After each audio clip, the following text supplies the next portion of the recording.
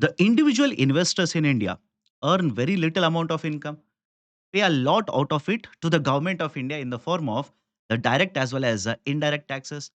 And from the very little amount of savings that they have done, they want to invest in different instruments in the market, want to earn profits from that. Traditionally, the investments have been done in post office savings accounts, the bank savings accounts, fixed deposits, the bonds, as well as the share market. But over a period of time, the retail investors also have shown a lot of interest in new types of investments in the market. For example, sovereign gold bond, mutual funds, SIPs, and now initial public offering. But whenever you want to invest your hard earned money in the initial public offering in hope of making huge amount of profits, you need to be aware of certain important things. What are those? We'll discuss in this video.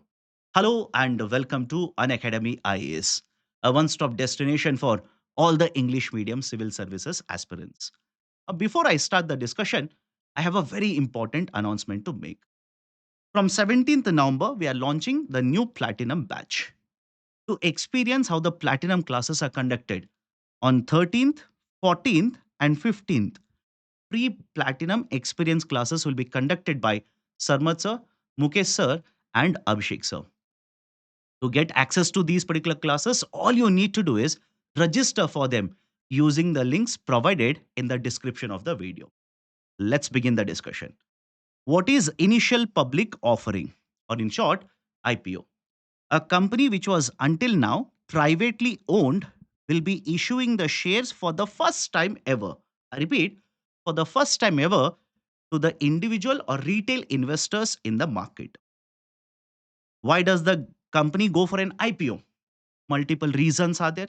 The company will conduct an IPO in order to raise money, in order to expand its operations, to repay the existing loans, etc. But whenever the IPO is conducted, there are two very important components in an IPO. One is called as a fresh issue, and the second one is offer for sale. As an investor in the market or a budding investor in the market, you should know both of them. What's a fresh issue?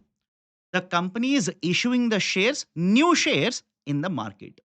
And whenever these particular shares are purchased by the investors, the money will be collected and given to the company.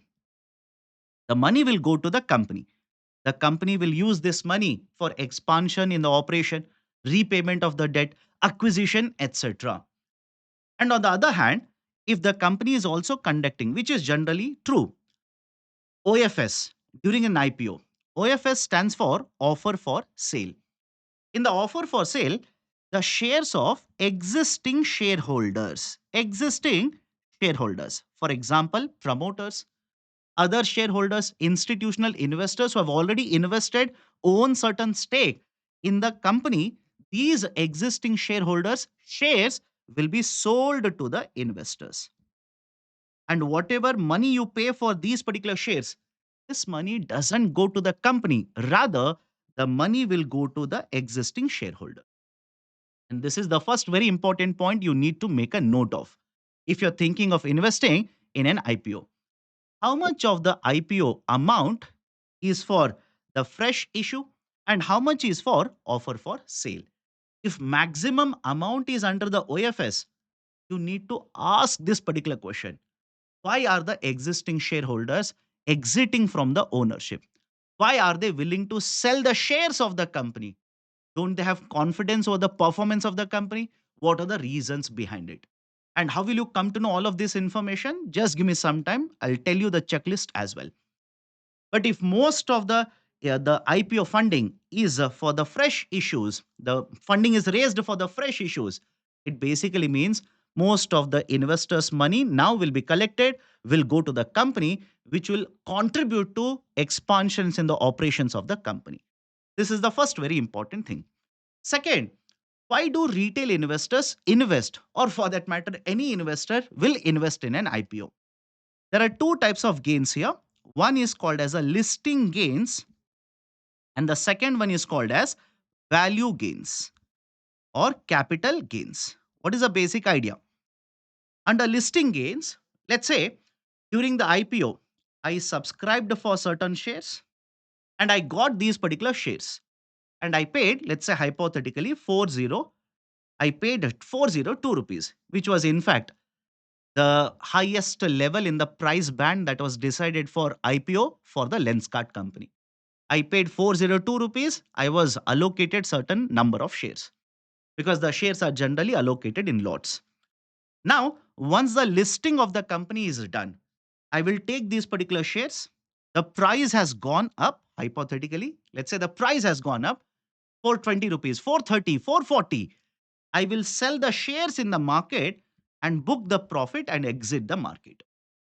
So, in this particular process, what I've essentially done, I've purchased the shares in an IPO. Once the listing is done, the prices are very high. I will liquidate, I'll sell the shares, book the profit. But there is a risk involved here. What is the risk? Is there any guarantee that upon listing, the price of the shares in the market will be higher compared to the IPO price? There is absolutely no guarantee. In fact, whenever there is a concern that the shares are overvalued, that is, you are paying a very high amount of price compared to the fair value, the worth of the share, in such cases, upon listing, the share prices in the market generally take a hit, go down. In the context of Lenskart, like I said, the highest price or in the band, the highest level price was 402.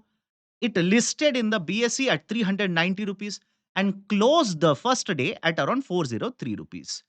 So you purchased at 402, even if you want to sell, it is at 403 rupees. What is the second one? Capital gains or right value gains. The idea is very simple.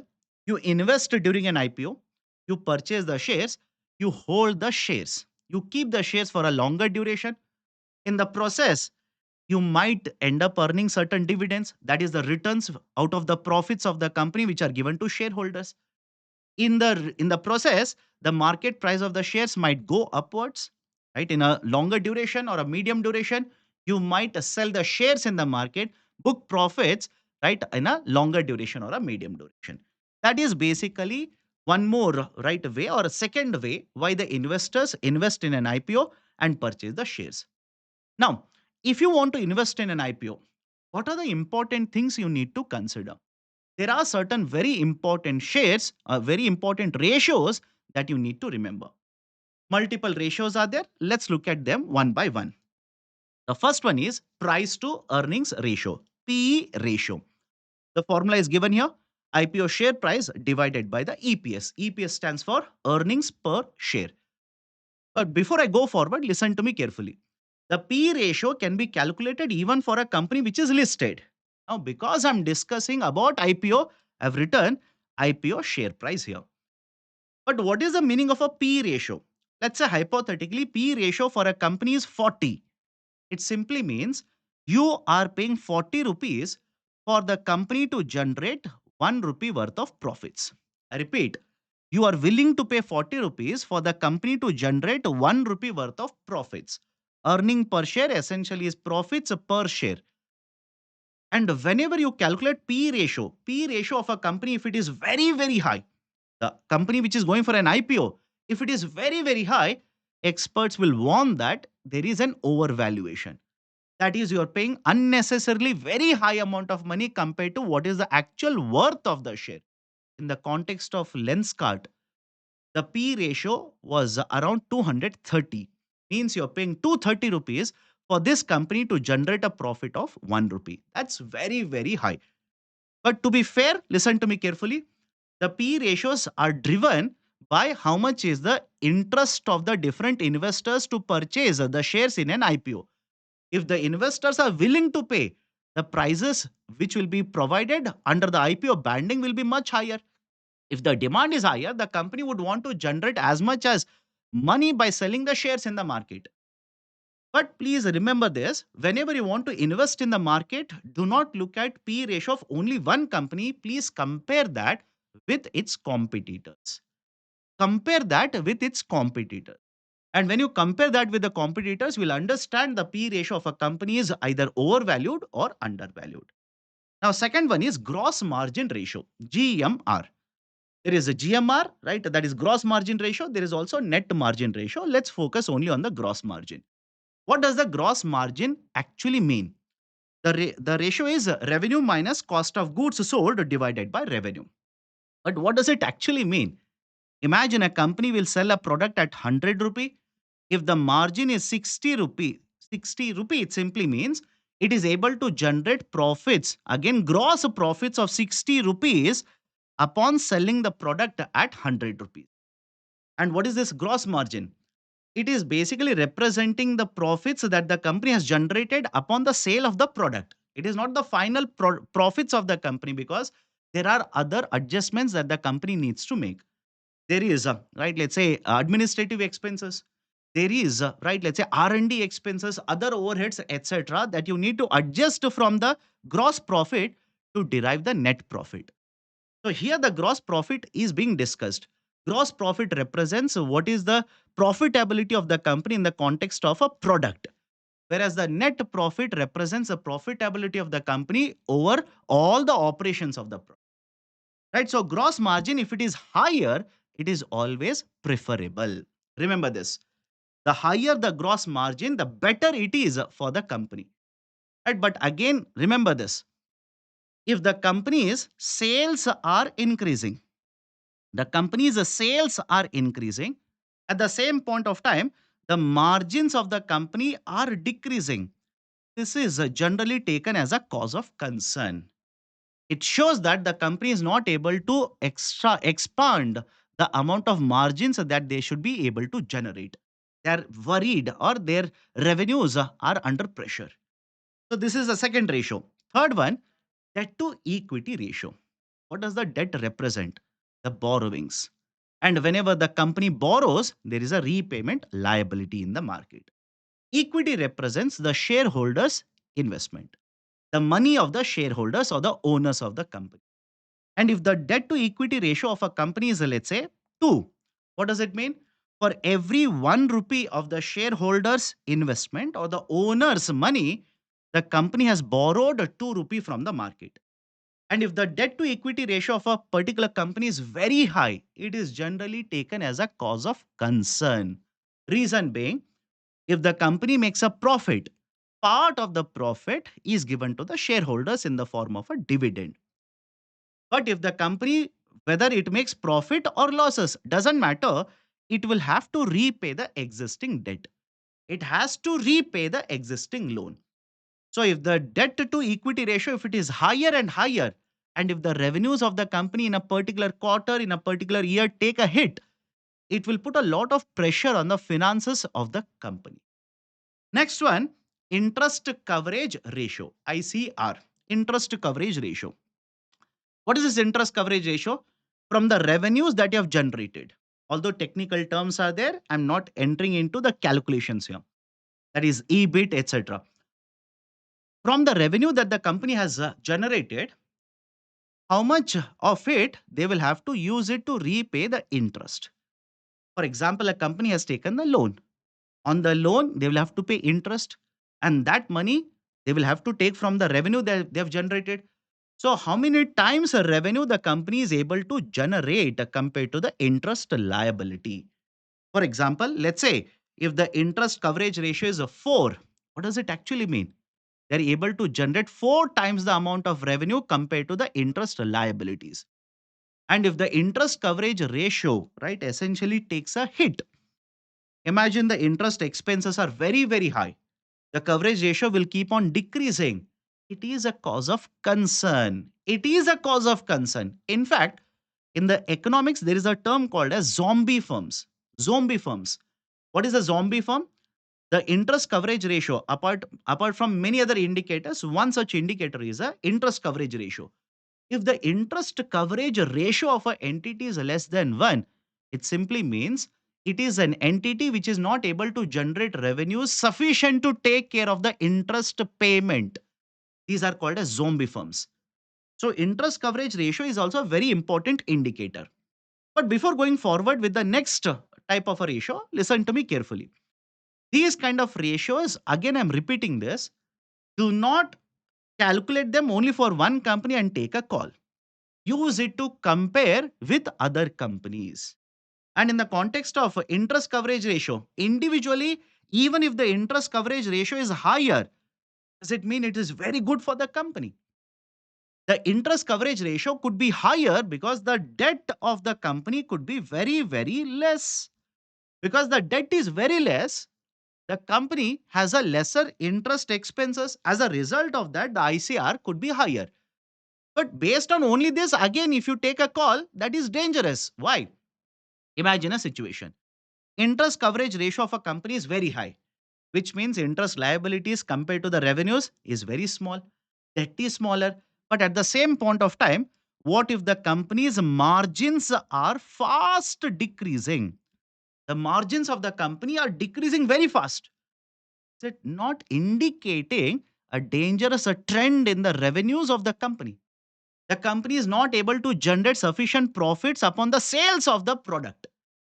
Right? So do not use these indicators alone. Try to compare with other companies' indicators or try to merge it with other ratios like this to get very good information, understanding of the performance of the company. And from where will you get all of this? Just give me a minute. I'll explain that as well. Next important ratio is return over equity, ROE, return over equity. In fact, there are other ratios. ROCE is there. The price to, let's say, the market capitalization ratio is there, etc. Let's focus on this one now. Return on equity. What is the idea for return on equity? For every 1 rupee investment by the shareholders, that is the owners of the company, how much is the profit generated by the company? How much is the profit generated by the company? For every 1 rupee, if the profit generated are very, very high, the company is considered to be very efficient. If the right ratio is very, very less, then the company is considered to be very, very inefficient. Traditionally, the understanding is if the return or equity is more than 15, that is 1 rupee equity investment will lead to net profit of 15 rupees. For every 1 rupee, there is a profit of 15 rupees. This is considered to be 15, and above 15, it is considered to be very efficient. If it is less than 5, it is considered to be very inefficient. So these are the various important ratios that you need to look into before you take a decision to invest in the market. Now, what is the checklist you need to make sure? How you're supposed to take a call whether you need to invest in the IPO or not. First point, go to the SEBI website and download the draft red herring prospectus, DRHP. Every entity which is supposed to go for a listing, they will have to publish the DRHP. That is, the document has to be submitted to the SEBI. SEBI will list out all the DRHPs. There are other websites as well. You can download them. But if you want to invest in an IPO, if you're serious about investing your hard earned money in an IPO to make gains, just ensure you are going to do all of these steps. DRHP. In the DRHP, all this information the companies will provide. How much is OFS? How much is the fresh issuance? How much is the debt of the company? Everything, every bit of information will be provided by the company. Use this data to calculate different ratios. And I know some of you will basically say you're too busy. You'll not be able to calculate the ratios, or it is difficult for you to calculate all of these ratios. Just search for different websites which will give you the ratios of these entities which are going to be listed. Now, once you have got the ratios, compare the ratios of the company which is applying for an IPO with similar companies or its competitors. Or else another indicator is the companies which have been listed with the same valuation in the market. So make a comparison. And once you make a comparison, you will come to know whether the valuation of the company is correct or not. Whether there is an overvaluation of the company or undervaluation. I'll give you one example. There is one entity, listed entity by the way, 197. That is parent company of Paytm. When the IPO was conducted couple of years ago for the Paytm, the price at which the shares was issued was over 2150 rupees. Just over 2150 rupees. After listing, the market correction took place. The market price of the share fell down, and right now At the time of recording this particular video, the price of per share of Paytm company or 197 telecommunications is 1326 rupees. And after listing, it has never crossed the price at which the shares were issued in an IPO. Has never crossed, which means even if you're an investor who wanted to make listing gains, you have not been able to make it. If you're somebody who is waiting for the prices to pick up over a longer period of time, it has not happened. So please be very careful in understanding whether the stocks in which you want to invest right now in an IPO, are they overvalued or undervalued? If it is too much overvalued, my suggestion, stay away from stay away. Now, this is right. Let's say the basic process that you're supposed to follow. But what are certain red flags? What are certain red flags? If you want to invest in an IPO, what are certain red flags? First one, the P ratio of the company is very, very high, unreasonably very, very high. Right? That is a very important red flag. Second one, when you're looking at the DRHP of a company, there are certain transactions which are one time transactions, one time gains of a company. What is this idea of a one time gains? This has been a cause of concern in the recent IPO buzz. Many of the startups which have gone for a listing, suddenly 1 year before the listing or 1 quarter before the listing is done, the companies have reported profits. Until then, losses, year after year losses. But a quarter before listing or a year before listing, they've reported profits. And when you go through the financial statements of these entities, you realize that there is a one time gain that has contributed to a large chunk of profits generated by this entity. They could have generated this one time gains by, let's say, selling a part of the, let's say, certain assets, right, subsidiaries, etc. They might have revalued certain assets. So there are multiple reasons. And this is a point of concern because if you're investing, looking at the profitability of the company, it is not actually profitable in a right? Let's say when you look at the larger picture, it is not profitable. Even if the profits are generated, only a small percentage is because of the business operations. This one time gains is not going to be a business operation. It is not going to be present in the in the income statement of the company every year afterwards. So please be very careful when you're about to invest in an IPO. Third one, if the margins of the company are decreasing very fast. If the margins of the company are decreasing very fast. Fourth one, please look at the interest coverage ratio. It's also a very important indicator. And the fifth red flag has to be how much of the IPO value is because of offer for sale. Is majority of the IPO because of the offer for sale? You'll have to be very careful. Reason being, if 50-60% of the IPO is for offer for sale, means your money is not going to go to the company. It is going to go to the existing shareholders. It is not going to contribute to the operations of the company.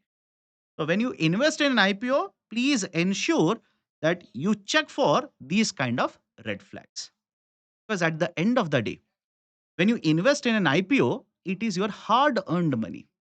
The exuberance in the market, the fear of missing out should not be dictating your investment decisions. A lot of us take decisions because we are worried to miss out earning profits. We are looking at the market, everybody is investing, we don't want to miss out, we end up investing. And when we make the market discipline victim because of our exuberance, most of the times we will end up making losses or end up regretting the decisions in future. So these are certain important aspects I wanted to discuss in the context of initial public offering. If you have gotten the benefit of the discussion that I've done so far, subscribe to our YouTube channel and do not forget to hit the like button of the video. And that's it from my side in this particular video. Take care. Have a great day.